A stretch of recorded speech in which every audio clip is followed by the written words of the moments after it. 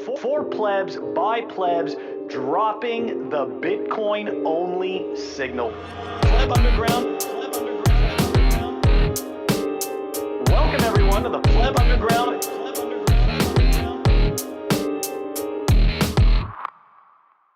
Pleb Underground, I'm recording while away. Episode 67, Pleb Culture Not Au Fait, with bad privacy, disclosure, 0 day. Don't use ledger, have no hero, slay. Self-reflection, not just egos. Health inspection, no trust, she goes. Bitcoin not a trap, it's not a beat like Migos. Not gunning tequila, fuck a casa with amigos. Make it up on the fly, blagger. 40,000 feet high, bagger. Straps, not shy, gagger. Raps cut like a dagger. Fuck an API call. You want the HAPPY 4. Can't buy it in the do you buy more? Is this a super cycle? Still writing words, some call me a rapper. Sign with NFC, easy tapper. After the show, it's time to clap her. Sober presence, no gift for the trapper. You know me, the MC in Atlanta. Bitcoin joker, I call it sap banter. Ready to soak her, she'll need a flannel. Crude lines croak through my finest annal. I'm still cutting, even at my waist. Drive hard then putting, don't let it go to waste. Gotta be original, can't copy paste. Deliberate, not rushed, never act in haste. Act upon your principles, otherwise you're faced with the true reality. Are you really based? Kiss the cute girl, better get a taste. Appropriately flamed, outfit always laced. Ordinal, nominal, categorical. Almost all shitcoiners don't understand the oracle. Problems can't be solved with automation. Bitcoin uses probabilistic approximation. Bitcoin like the gym, it needs more reps. Learn before you talk, take baby steps. Sugar and lemon, drizzle the crepes, then wrap it up, she intercepts. Your peace of mind, it's a must feel. A piece of cake, mind, ain't no meal. A limited lake, mind, not ideal. Be in charge, no need to kneel. I just checked in, joking from room 402. Haven't been smoking, more room for O2. Get the winter sun for the wind to run. Fresh ideas, not falling on special ears. Blowing wind to none. Growing, tweet pinned, have fun. Take a trip, get some heat. Full decline, like my seat. No longer wheezy, this ain't lung money. Not left holding, call it hung money. Fuck shit coins, there's none I'd rather. Lucky her, she calls me her father. Is she a work of art? Does she belong in MoMA? My advice, you're not Bart. Don't be a simp, son. No Homer. Maybe this is your start. Remember, when in Roma, find your drive, grab a cart. Go at your pace, can't end with a coma. It's Bitcoin, you know. You should belong. We're back with new hits from the song. Boom. Walton. Amazing. Amazing. And that's right, guys. Joining us today, very special guest, Bitcoin expert. You may have heard of him, jimmysong. Jimmy, thank you very much for joining us on Pleb Underground. It's a huge honor. Thanks for having me. It's a pleasure to be on a show like this, and I'm not really familiar with what you guys do, so that was a little bit of a shock what I heard at the beginning, but that was cool. We appreciate it. Hopefully we're not going to freak you out too much. But yeah, it's a Bitcoin Pleb show, and we're going to dive right into it, guys. We are going to move it on over to the numbers. Yeah, the numbers, of course, brought to us by Timechain Stats and Timechain Calendar. Phil, what do the numbers look like this week? At the time of this recording, the block height is 821,340. The Bitcoin fiat exchange, 41,919. Total public lightning capacity, 5,101. Moscow time, 2385. Fastest fee, 192 sats per VByte. Days to the halvening, 129. And guys, our chain rewrite days, 715. Those are the numbers. Very uneventful numbers, I think. Walton? Eventful, uneventful. I feel like we're saying the same numbers every week. I think one new number we need to start including though is the mean fee rate, or the highest fee rate, because yeah, it's a number that I've been following a little bit, and to me it's still too high, right? You've got like, it's funny, we said we want, 20 what is it, like 20 for like 5 years until this year, everyone's saying, oh yeah, bring all the shit coins onto Bitcoin. I don't know if it's a great idea, right? Like it's there are blocks being mined, there's transactions going through, but if you want to consolidate UTXOs, now is no longer the time, right? Yeah, it's pretty expensive. It's pretty expensive to consolidate your UTXOs right now. And actually, it's very interesting that you talk about bringing the shitcoiners to Bitcoin, because I was actually just sitting in a space, Humble Warrior space, and she had David Bailey on stage, right? And of course, David is a supporter of ordinals to a certain extent. And obviously, right, one of his points was, what would you rather they do? Would you rather they go to this casino and do it on Ethereum, or would you rather they do it on Bitcoin?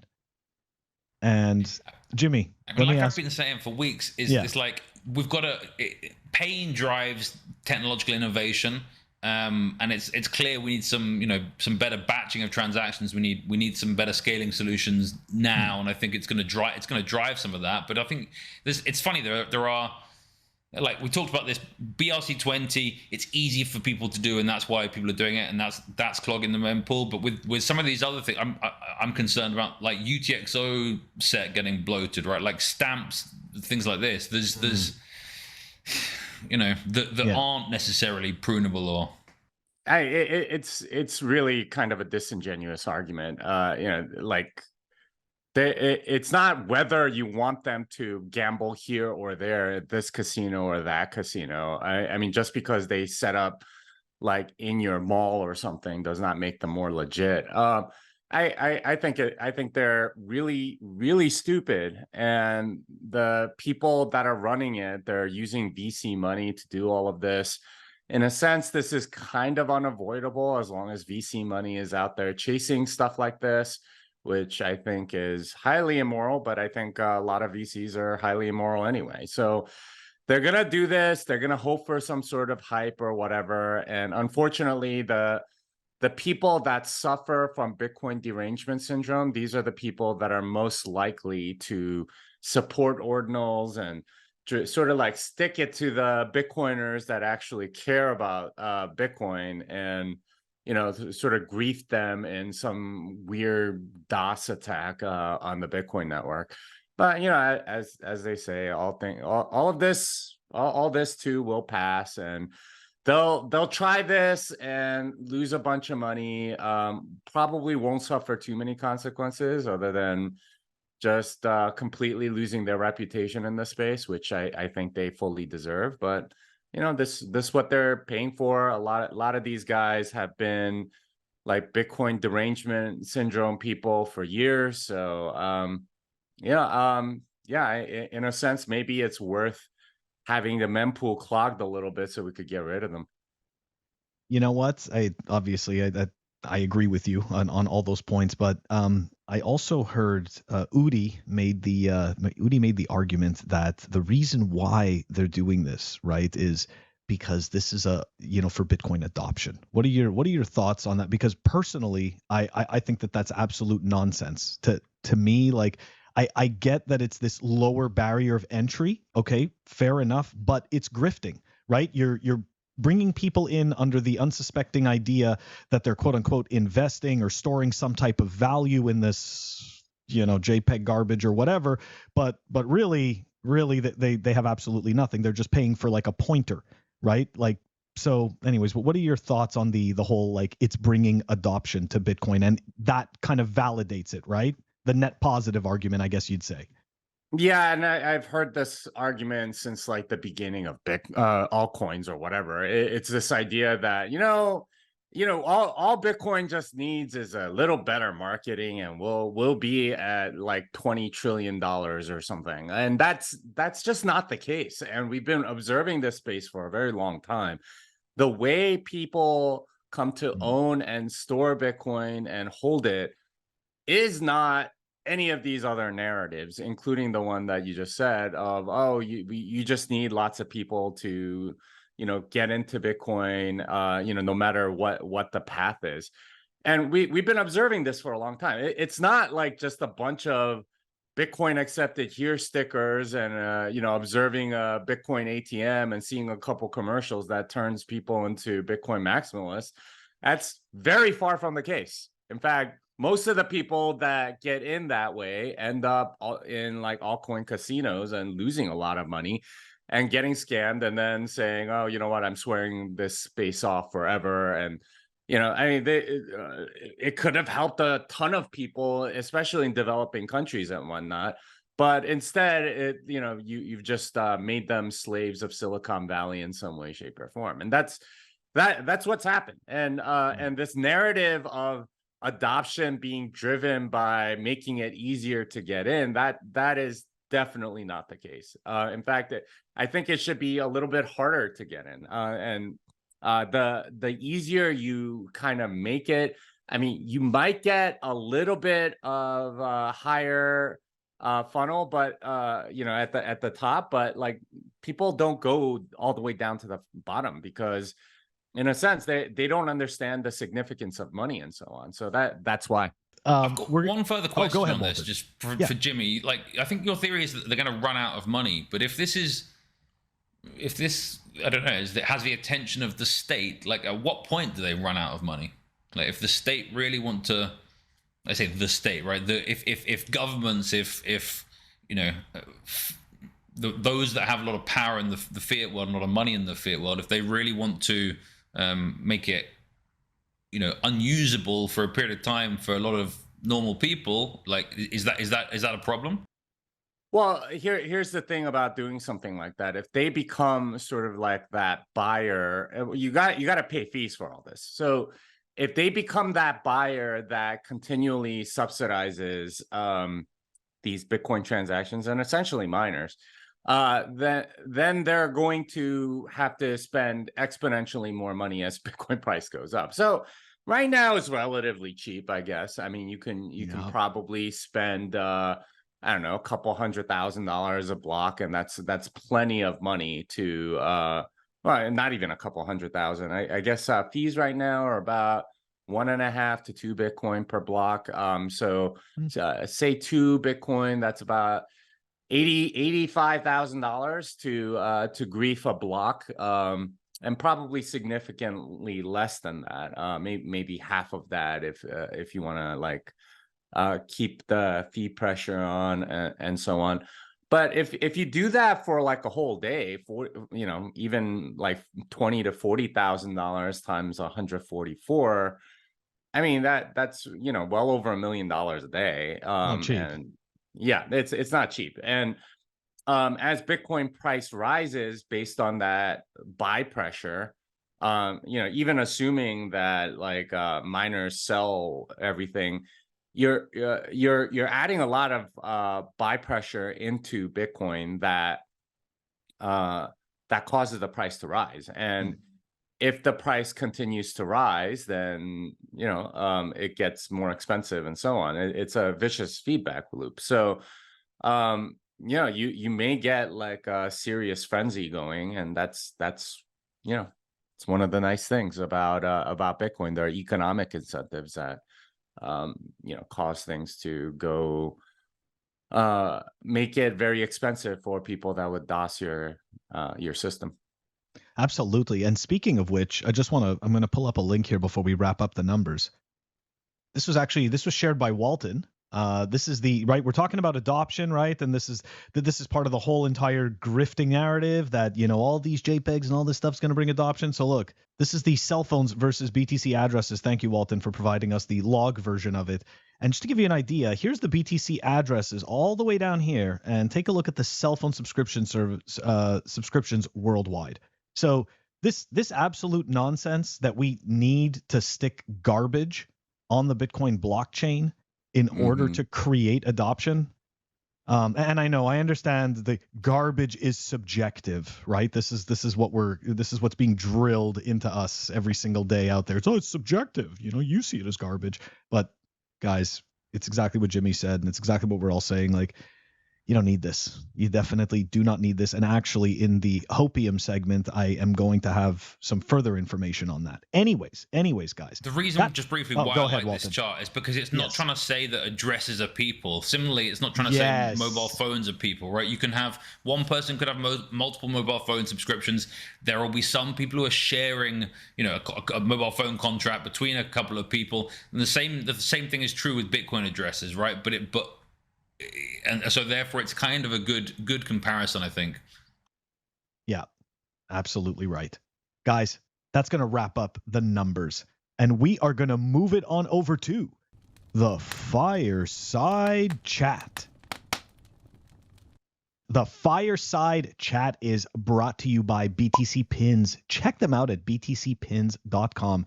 They make awesome Bitcoin pins. They also make really cool stickers, and they have awesome accessories. As always, I like to show my pin collection. That's right. The new Pleb Underground pin is available on btcpins.com. Use the code PlebUnderground for 5% off at btcpins.com. Welcome back, everyone, to the Fireside Chat. And Jimmy, here we go. We are going to dive into it. You have created some of the most incredible Bitcoin resources to date. And as of right now, you've got a brand new book that just came out called Fiat Ruins Everything.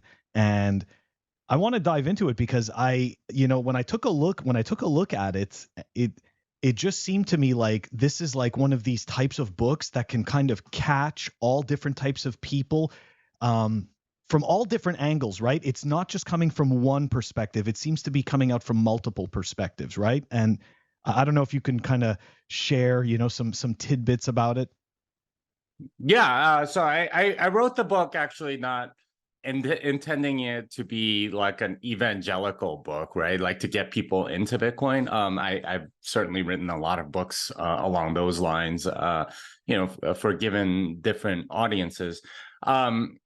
For this one, I wanted to target, people that watch the show, right? Like the Bitcoin maximalists, the people that have been in Bitcoin a while, and rally the troops a little bit and show them, okay, this is a just cause that we are, fighting against, right? This is a part of doing the right thing and making the world better for people, because fiat really has ruined everything. And in the book, I talk a lot about the many different ways in which fiat has ruined things. At the individual, company, nation, and global levels. There's a lot of things. It touches on all kinds of topics, from education to beliefs to morals to science to health, food. I didn't quite cover as much on the health and food. I think Safety's done a remarkable job on that. But there's a lot of different aspects of modern society that I touch on in the book. So one of the, I think one of the points that you bring up right away is the point of education. And I have to admit, this has been a sticking point for me ever since I was a kid. And essentially, you kind of explained, at least from my perspective, growing up in Canada, I was just explained the government prints money and that's it. Like, that's just where it stops. The government prints money and you're done, right? Like, I remember even asking my dad, about that. And I'm like, why? And he's like, Phil, that's just how it works. And that's what they take. They kind of take it for granted. So I guess my question is, why is it so difficult for us to educate people on the fact that money is broke? Like, I guess, what is it that makes it that the average person just seemingly doesn't want to believe this or doesn't care? Or there's a degree of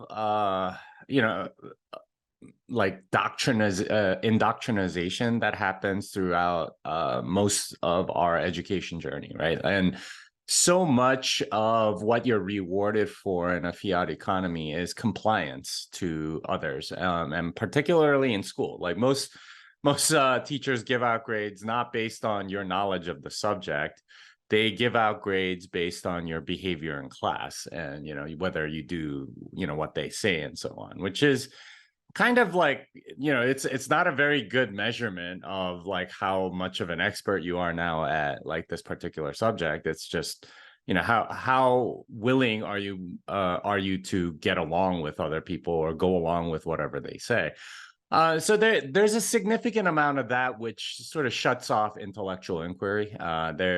You have to accept certain things, and we saw sort of at a societal level like what the consequences of that were. I mean, there weren't that many people like questioning, oh, we do need to lock things down, and we need 2 weeks to stop the script spread. Oh no, 4 weeks. No, 4 months. No, 2 years. They just kind of they kept moving the goalposts, and everyone at least in the mainstream, kind of went along with it because they were so used to it. So there's a deep comfort, I think, for people that have been indoctrinated in not questioning the official narrative. And even to this day, there's a lot of people that just don't question the lockdowns at all. They don't even want to think about it. They just sort of say, okay, well, that's what it was, and it kind of happened. They don't question the system that led to it, the tyranny.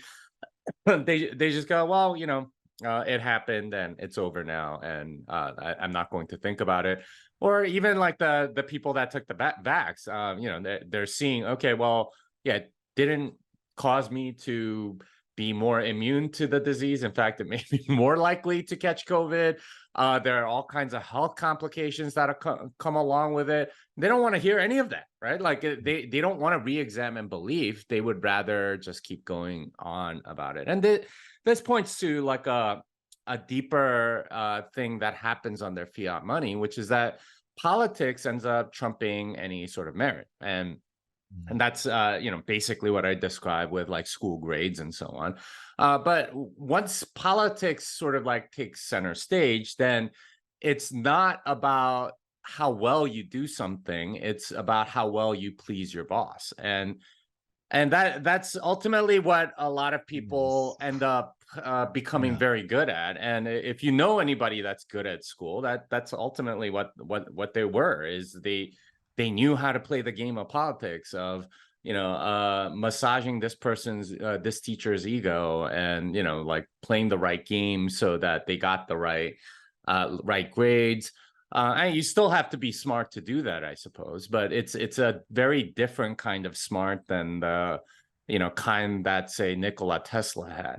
And that's really the problem here, is that a lot of people don't want to question things because that's how they've been taught. And it's in many ways on their fiat system way more profitable to go along with lies than to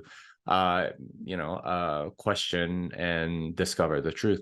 Yeah, Jimmy, very well. I like these thoughts. And they match some ideas that I've talked about on the show extensively. To me, I look at you mentioned behavior in school. To me, due to the time theft from the parents, you have both parents having to work full time, having less time to support each other, and having less time to do some parenting, or to do consistent parenting. And so there is more responsibility on public schooling and this sort of thing to do that sort of thing. And so then, yeah, it's unsurprising that there is maybe worse behavior in class, and then the education system tries to respond to that.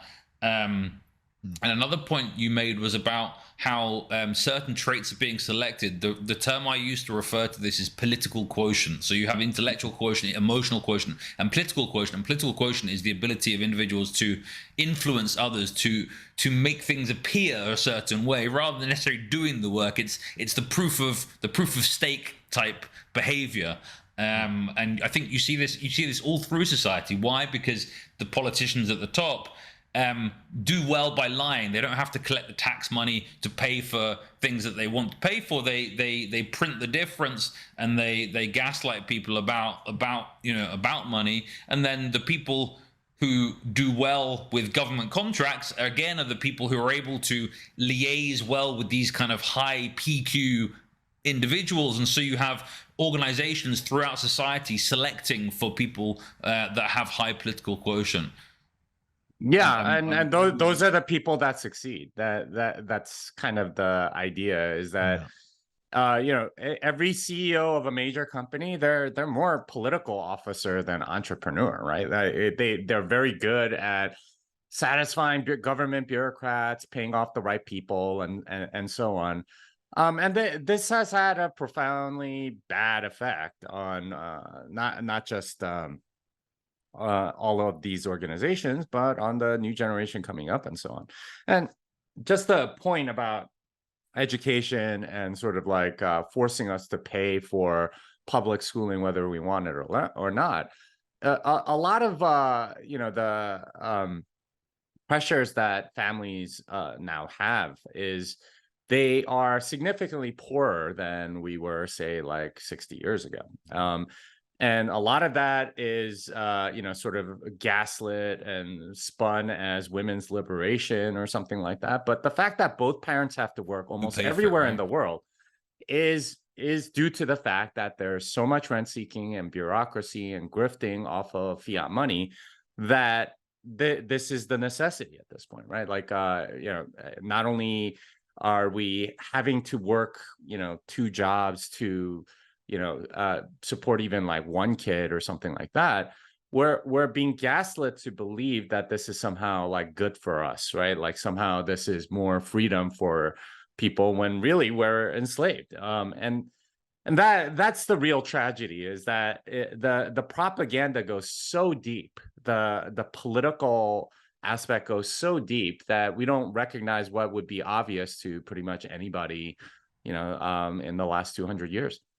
The And don't same forget, families that set. Oh. Sorry, go on, Phil. No, I was going to say, and don't forget, every failure is personal, right? Like it's your own as a parent, right? It's your failure if it doesn't work out, But I actually wanted to switch gears over to it's not really entirely switching gears, but partially. Just briefly, then, Phil. Okay, go ahead, Walton. To me, like, a key thing is that the families that founded and own central banks are the same ones that pushed a lot of research and pushed a lot of feminism and the empowerment of women. So it's not that women have to work, or that both adults have to work. It's man, woman, whatever.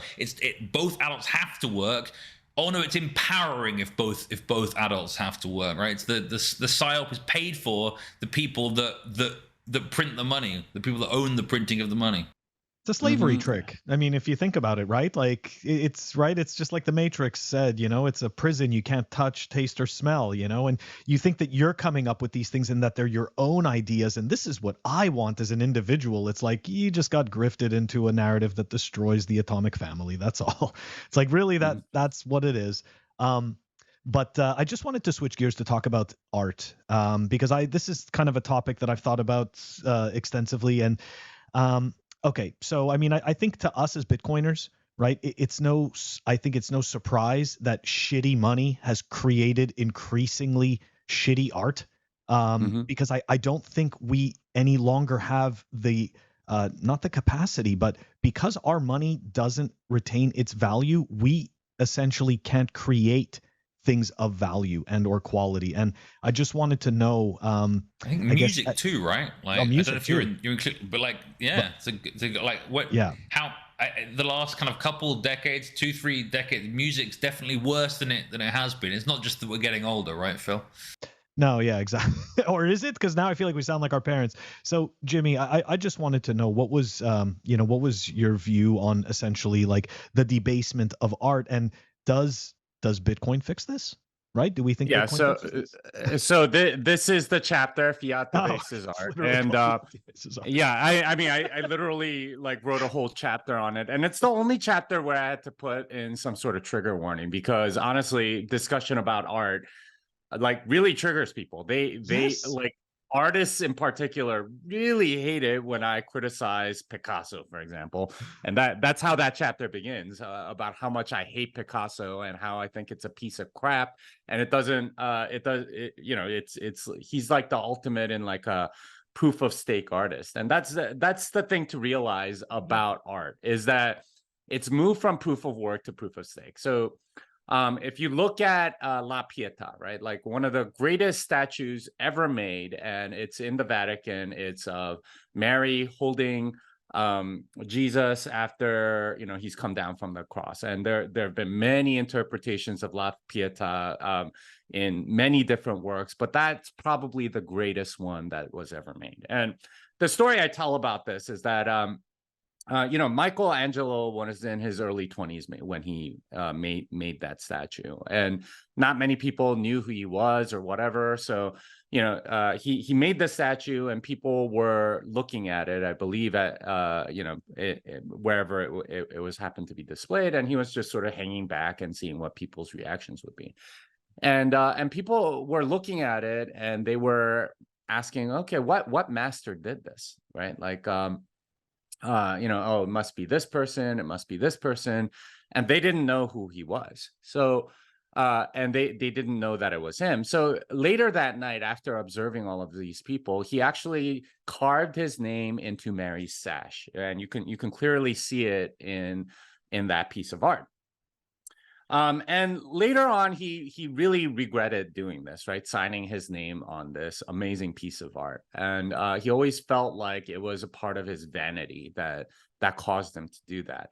And he never signed anything that he did ever again. And, you know, like all of the other stuff that he made, Sistine Chapel, David, you know, that's a statue of Moses and so on. He never signed anything again. And it was because he felt like the work should speak for itself.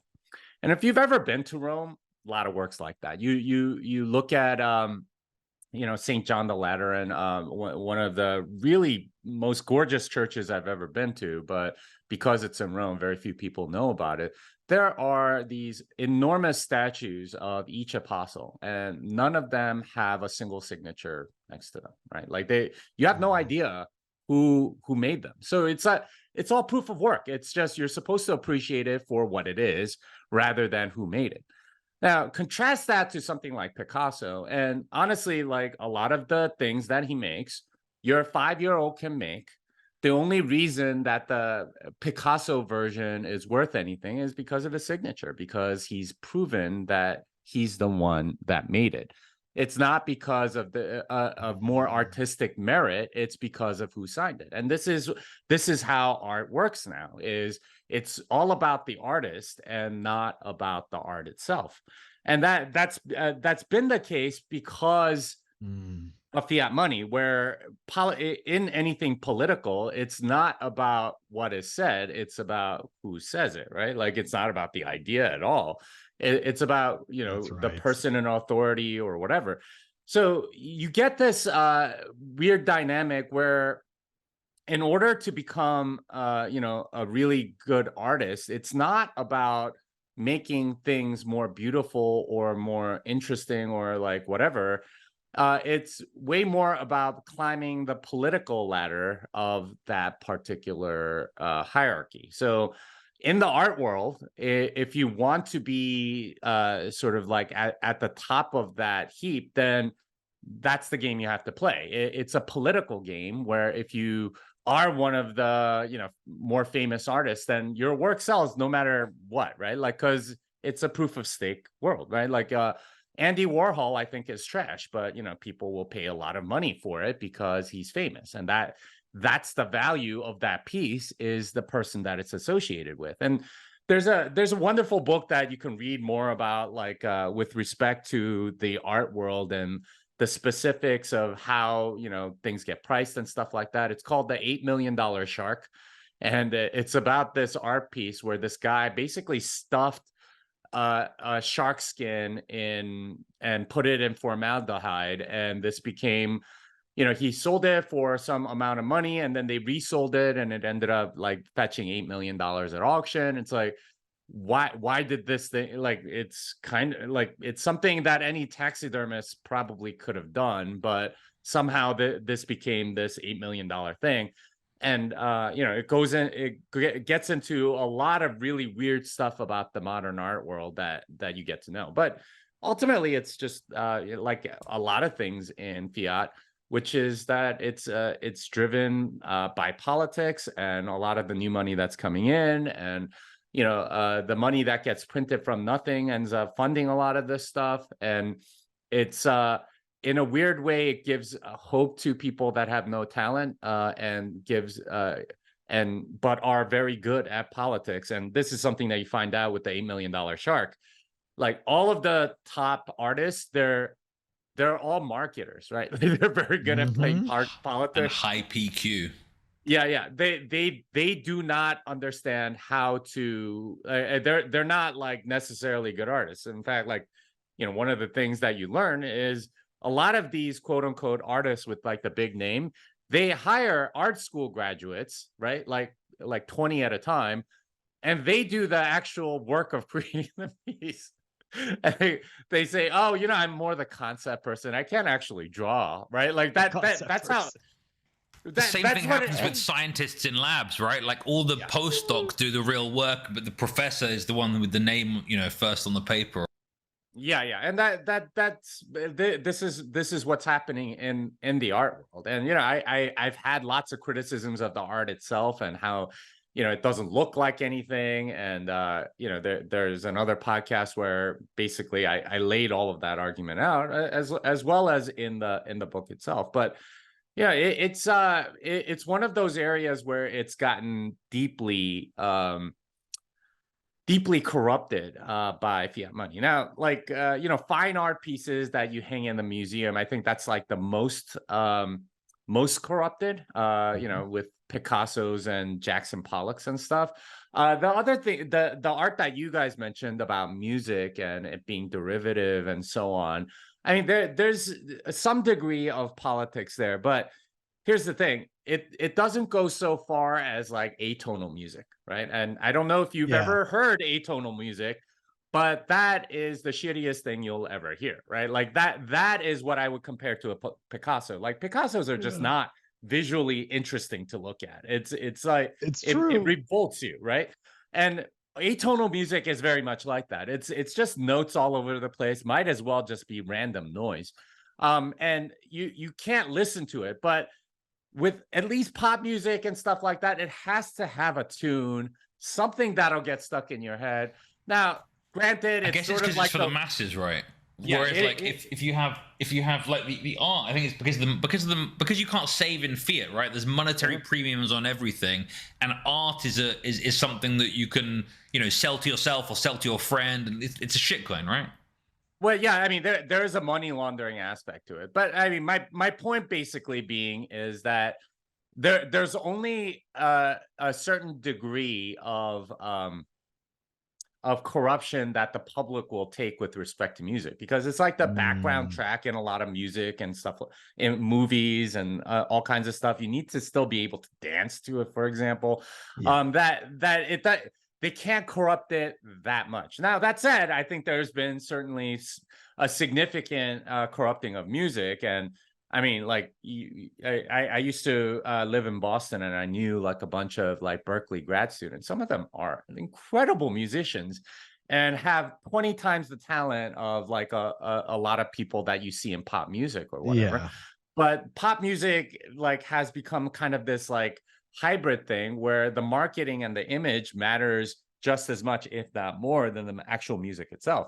And there are incredibly good tools at making pretty much anybody into a good singer through auto tuning and like mixing and like putting in beats on the back end and sort of melding it with something else more familiar so that it'll be more acceptable to other people and so on. That this process has become more or less like it's been made into like a line process, right? Like an assembly line process where you sort of like layer on stuff, which is why so much stuff like kind of sounds generic. But like it's at the minimum threshold of acceptability in many cases, and the rest of it is there to kind of sell you on something fiat related, and it does become a political marketing game to a large degree, which is it's tragic to me that so many people like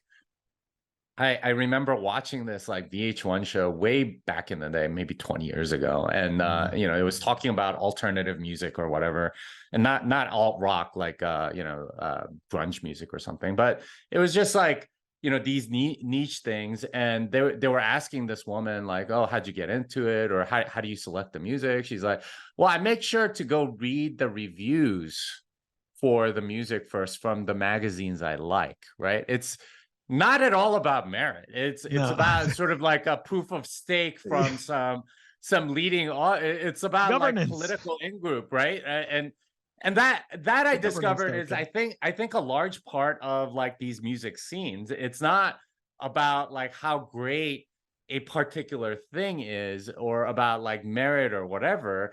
It's much more about like the in-group signaling of the people around it, and that ends up making something popular. And again, you can't there's a certain degree where, you know, like people just won't accept it. If it's atonal music, I mean, it's going to be very hard to bring mainstream. And ironically enough, like the only place where, you know, merit does seem to kind of be a thing is like hardcore battle rap, right? Like where it really is like kind of like a competition, and the better disses end up winning, and you have this competition of diss tracks or something like that.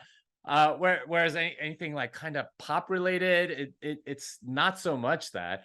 And in that sense, like, you know, at least something like K-pop is like, it's highly artificial and it is very much an assembly line process, but at least there's merit involved, right? Like the kids that can dance the best and sing the best make it to the top because they sign these contracts and so on. But, you know, I mean, this is the state of art, is that so much of it ends up going towards stuff that's politically driven and less like merit driven.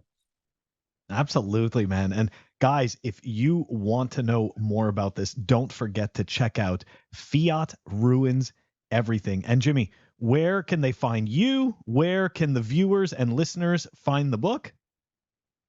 Yeah, you can find this book on Amazon, on Bitcoin Magazine's website, and my website, fiatruinseverything.com, if you want a signed copy. But yeah, it's available in a lot of places, and yeah, you can just it's available as an audiobook, ebook, soft cover, and hardcover through my website. So there you go. Very cool. Very cool. We are going to add those links to the show notes for the viewers. And guys, this wraps up our fireside chat, and we are going to move it on over to REKT. Up next, we have REKT, sponsored by Represent. Represent are a Bitcoin-owned clothing brand based in the United States of America. And if you head over to their website, representltd.com, you can find a wide selection of apparel and accessories, shirts that look almost as cool as this limited edition piece I'm currently wearing. And if you use the code PlebUnderground, you can get a discount on all of the goodies. Once again, that's representltd.com. And here, a tweet from a guy that we sacrificed to kick off the bull market, my friend Reendal. He says, want to prevent a permissionless internet money from challenging your national currency? The most effective attack is to convince people not to use it for commerce. The attack has not come through hash rage.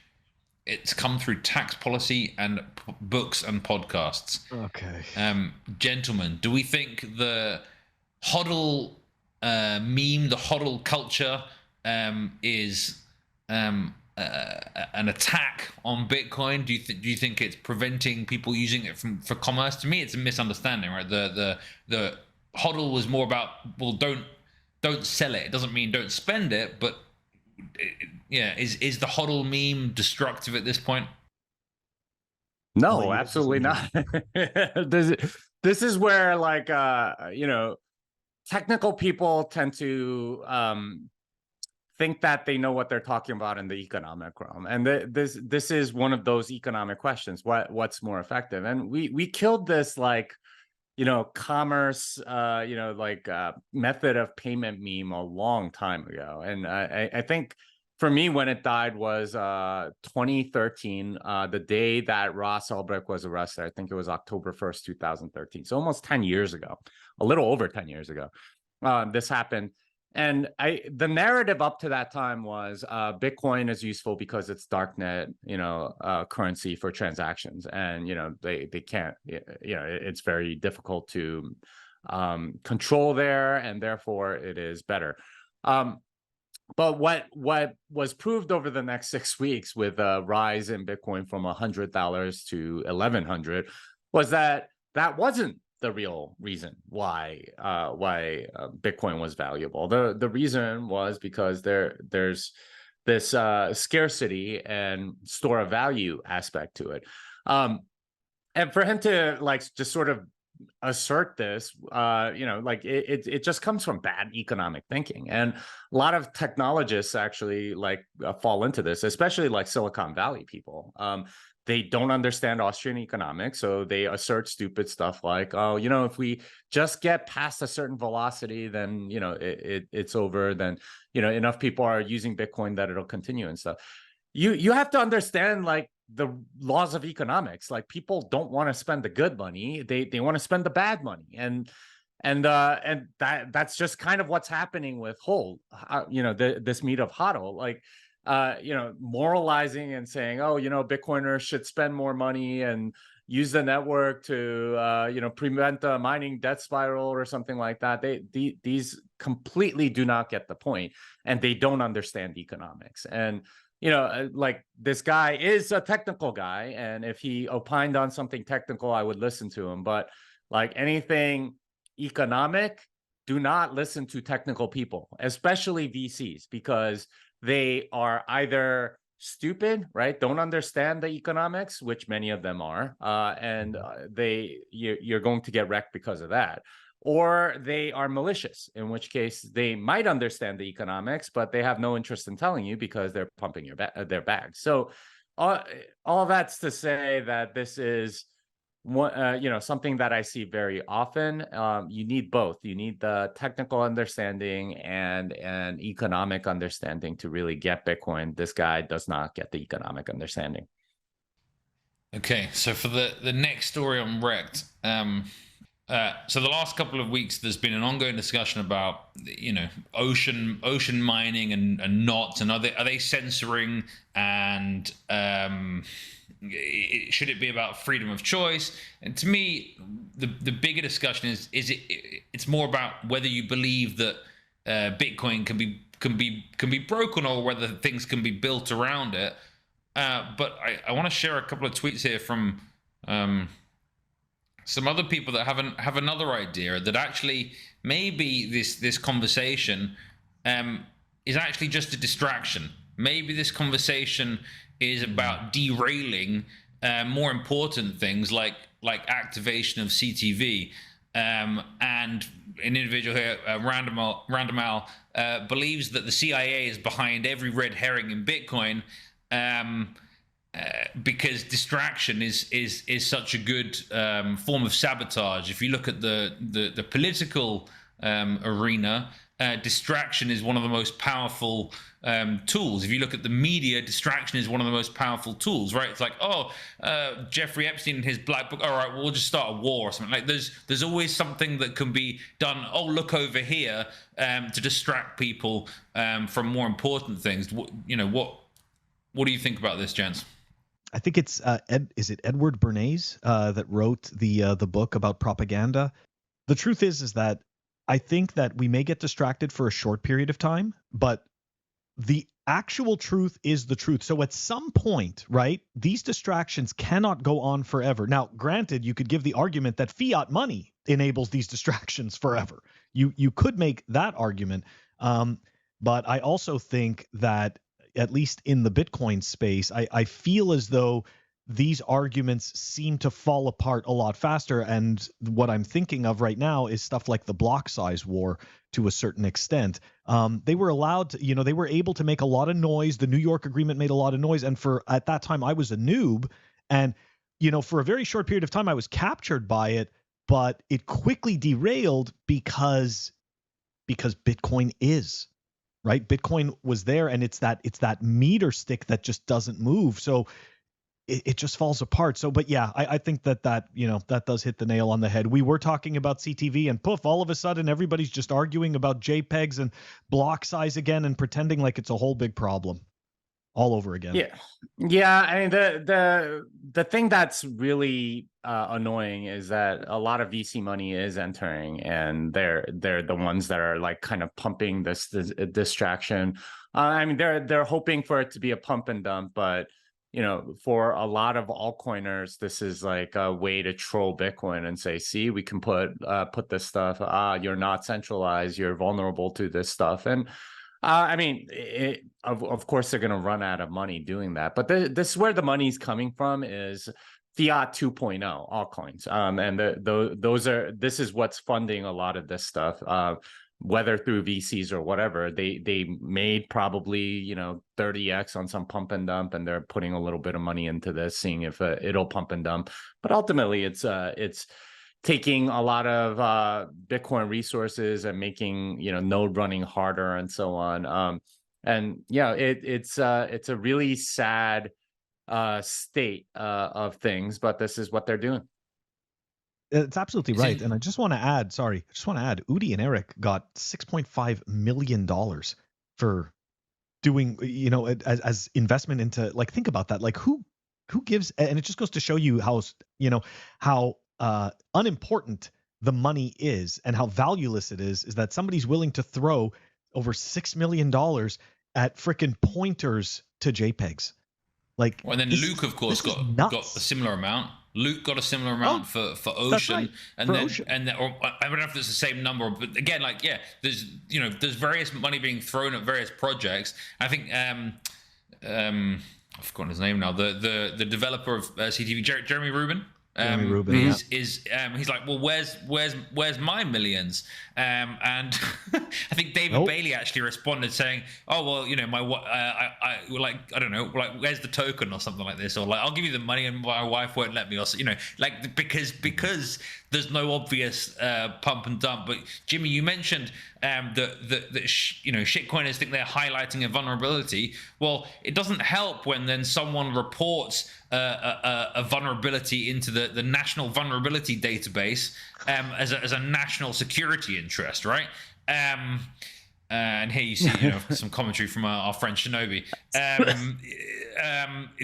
Yeah, do you think this entry was made by a Bitcoiner who's scared about ordinals, or is this just part of the shitcoiners, you know, trying to actually undermine some of the essence of Bitcoin? Yeah, I have no idea whether it's like a well-meaning pleb or, you know, somebody outside the space just sort of like, you know, trying to make Bitcoiners look bad. But I mean, this what happens with like open reporting systems, is that you get, you know, anyone can do it, probably somebody will. So that I don't put much stock in that or whatever. It's a rando doing something. And like the trap that a lot of you know, altcoiners will try to put you in as a Bitcoin maximalist is, hey, like, you need to defend this guy that's also a Bitcoin maximalist because you know what they said or whatever. It's like, no, I don't. They're their own person, and they're like, I don't speak for them. I'm not their leader, and that's like, somebody did that. I don't know if it was a Bitcoin maximalist or not. You have no obligation to defend them, and you have no obligation to answer for it, and you have no obligation to talk about it or anything, because it's something some random person did. Have that person answer. And you know, if we find out who did report it, then go ask. But ultimately, it doesn't matter. And you know, like, as a group, we're a decentralized group, and we you know, you don't have to answer for anybody else, or, you know, or anything like that. Very the well final said. Final story for REKT this week. It's Ledger, but if you're still using Ledger, well, you're a fucking idiot, quite frankly. You know, there are many better signing devices. You know, Cold Card, Jade from Blockstream. Like, there's a whole bunch of things. Seed Signer, right, is another signing device, and there's lots of options that are Bitcoin only. And if you're using non-Bitcoin only tools to try and secure your Bitcoin, and then if you're logging into dApps and trying to get yield, at, like, come on, like, you should know better. You should know better. Yes, you definitely should. I'll go ahead, Jimmy. I mean, yeah, I don't. I think you all know what I'm going to say. Yeah. Like, this is stupid. Yeah, like, we've like, there's so many distractions. And this is why, like, it's a little bit dangerous to follow everything like on a day-to-day basis. And, you know, like, why you need to like pick up other hobbies and go do something else, or you know, go raise a family, have some kids, do something for your long-term benefit, rather than like pay attention to a lot of this stuff. Because in a sense, it's you can always be enraged in this like constant online world if you want to be. but that's not necessarily good for you. And you know, a lot of this stuff is, you know, crafted so that it will enrage you and get your emotions up and stuff, and you find yourself like emotionally spent and doing something else. So yeah, I just, yeah, don't worry about a lot of this stuff. Just you know, hold and live life rather than letting this stuff kind of take over your life.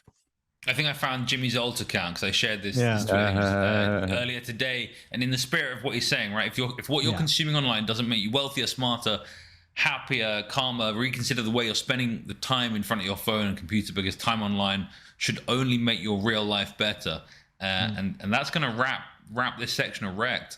Up next, we are moving it on over to the Hopium. The Hopium.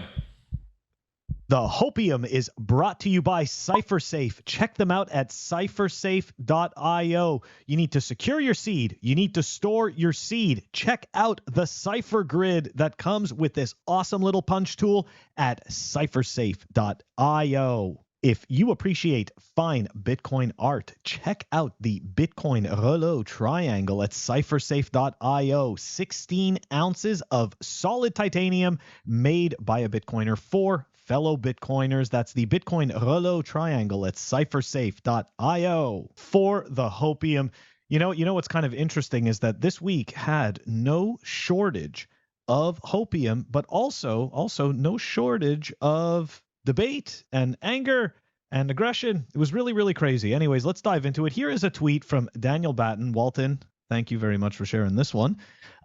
So here we go. He goes, I just about fell off my chair.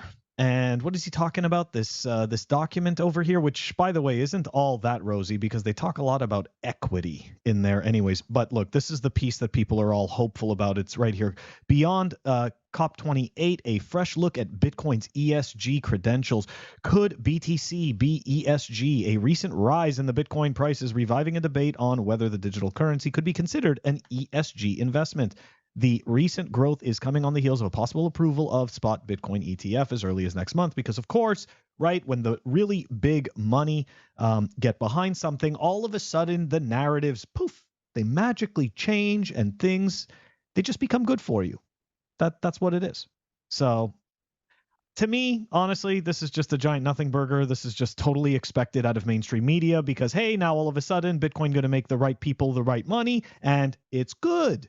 You know, so I don't know. Anyways, I think this guy's more impressed that he himself got quoted, but it does mark a change for the Financial Times who have been very anti Bitcoin in many articles. Yeah, absolutely. 100%. Okay, moving on.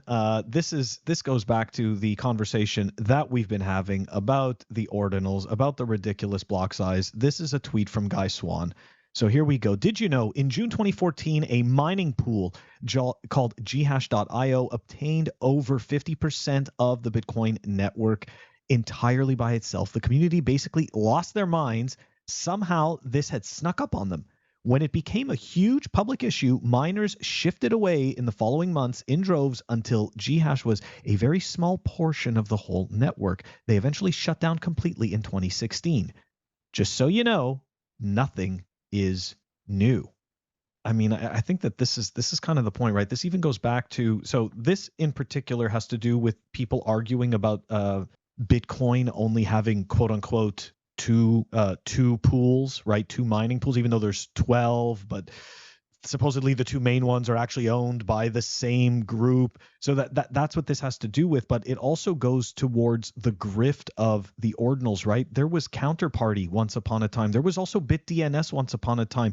It's not to say that these ideas won't happen, right? It's not to say that they won't happen. They will, but right now there's a lot of noise, but it doesn't mean they're as significant as people are making them out to be. You know, so anyways, I just wanted to put that in the Hopium segment to remind everybody, you know, and Jimmy, I wasn't around in the Counterparty days. Do you have any comments or anything about that time? I mean, this was like the entire color coins era and everything else. But it it was this dream of being able to mint shitcoins ad infinitum. So that was realized, I think, way more on the Ethereum network. But ultimately, this, it's just like this growing collection of stupid things that people pay for pump and dumps, and continues today with these spam coins on the Bitcoin network. Yeah, there's still people actually using Counterparty. I met some artists that are still using Counterparty. I think it's wild, but yes. Collectors will collect all sorts of things, and people who want to sell stuff to collectors will sell stuff to collectors.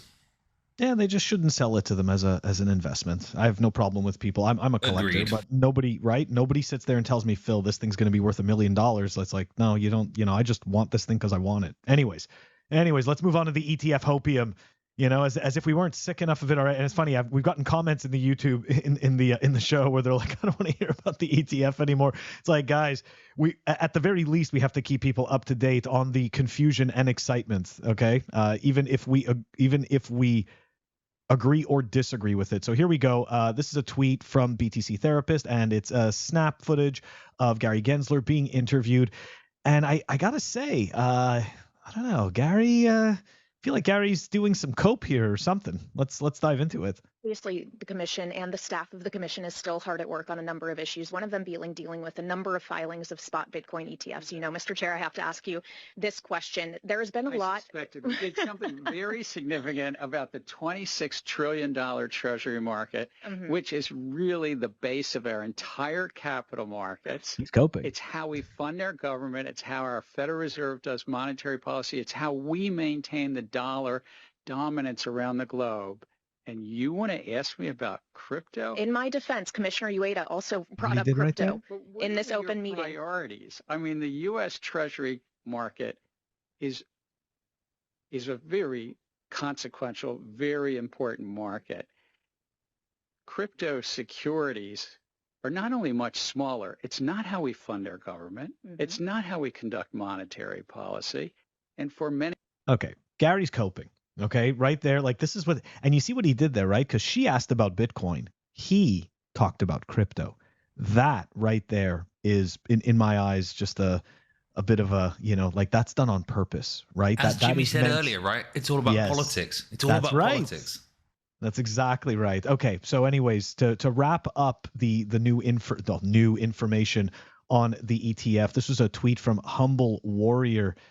BlackRock has quietly adjusted its landmark Bitcoin spot exchange traded fund application to allow Wall Street giants such as JP Morgan, Goldman Sachs. I'm not actually applauding this. So let's take a look at the article.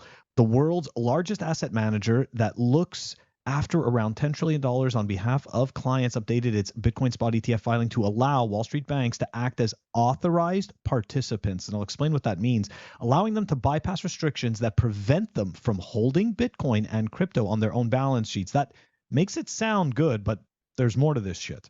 If the SEC accepts this revised dual model of create and redeem with cash and physical, that means the liquidity that supports the ETF shares when they trade would be increased because obviously you would have more potential authorized participants as part of the process.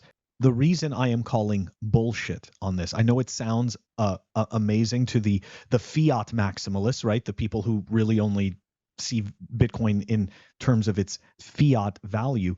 But if you ask me, this is the kind of part of the trick to essentially turn Bitcoin into gold, so to speak, right? Because essentially what this does, what they're not explaining here is that these institutions can go and provide cash, okay, supposedly to BlackRock, and then they will be able to issue more shares of the ETF. So number one, BlackRock never really has to take possession of the cash. Right? Number two, does BlackRock have any obligation to actually buy the Bitcoin on the open market that they are creating these new shares from the supposed cash that they're...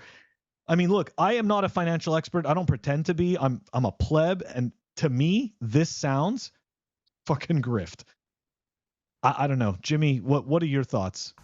Hey, it's possible. There's the cash part.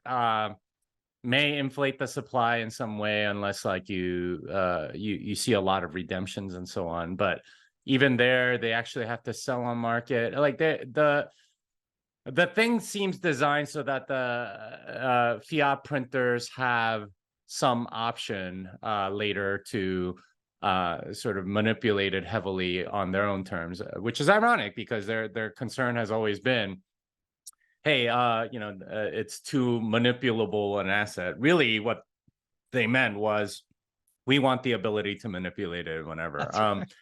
So I don't know. It's a strange one, and it's possible that we get a large bump after the ETF, and then it stays steady because it gets managed by entities that have access to infinite money.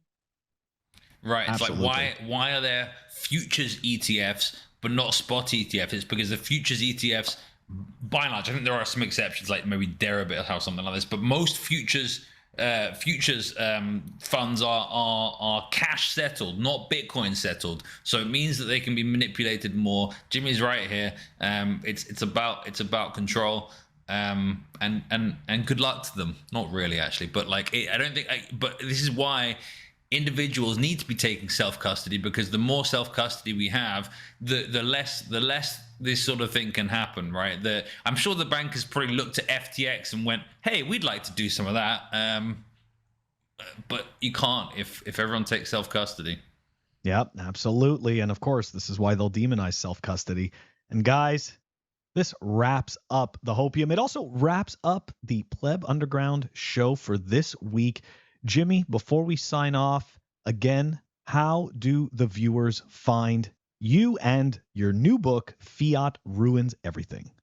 Yeah, you can find me on Twitter at jimmysong. You can find me on Stacker News. My username there is also jimmysong, and it has a link to my Nostr pub key that you can go and go find me on Nostr as well. But yeah, you can find my book on Amazon, fiatruinseverything.com, and Bitcoin Magazine. Amazing. And like I said before, we will put all of that in the show notes. Guys, don't forget to like and subscribe. Help us grow the channel. Don't forget to check us out on our audio-only platforms, Apple Podcasts, Spotify, and Anchor. If you want to stream us sats, check us out on fountain.fm. You could stream us sats through Breeze. Walton, how do we wrap this one up? Fuckshitcoins.com. Please like and subscribe. We will see you next week. Peace. More toxic than the most toxic Bitcoin maxi.